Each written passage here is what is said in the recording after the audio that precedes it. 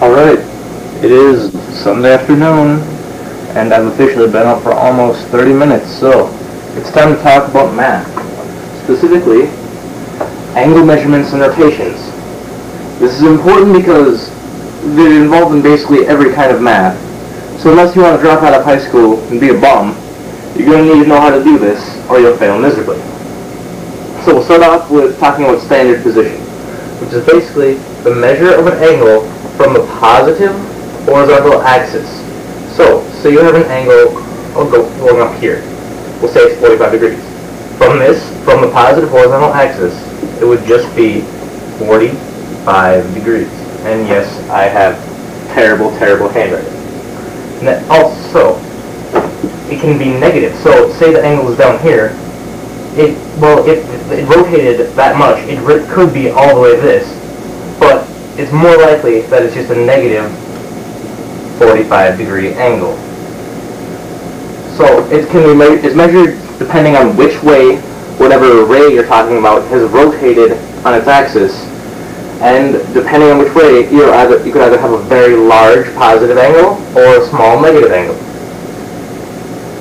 Alright, now let's talk about coterminal angles.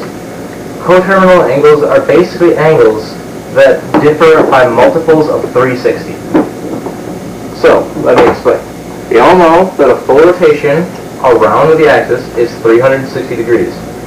So, say we have a 30 degree angle. Now, this angle would be in the exact same position as another angle which had rotated 390 degrees. They hold the same position, but they have different angle measures. So, basically, an angle will be coterminal with another angle if, say, we have angle A and angle B.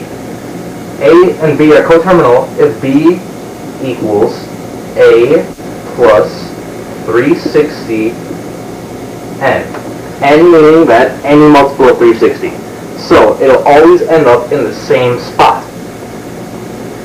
And now, there's also something called reference angles that are very important and will make life a lot easier for you doing geometry or trigonometry or anything where you don't always have the measurement you want to have. So, in a lot of cases, you're trying to find this angle.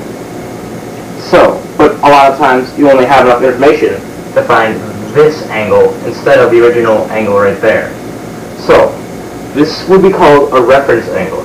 Reference angles are always measured counterclockwise to the closest horizontal axis.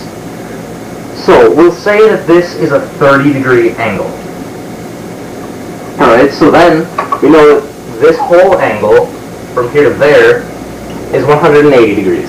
So, we can just take 180 minus this 30 degrees to get 150 degrees, which is this angle right there. So, clearly, using reference angles helps you find angles you're looking for if you don't always have the information you need to find them initially. This really helps when you have trigonometry and you're making triangles with angles, in geometry, or basically anything involving angles. So, that's all, and I'm probably going to go back to sleep for another 4 hours, and then make another video.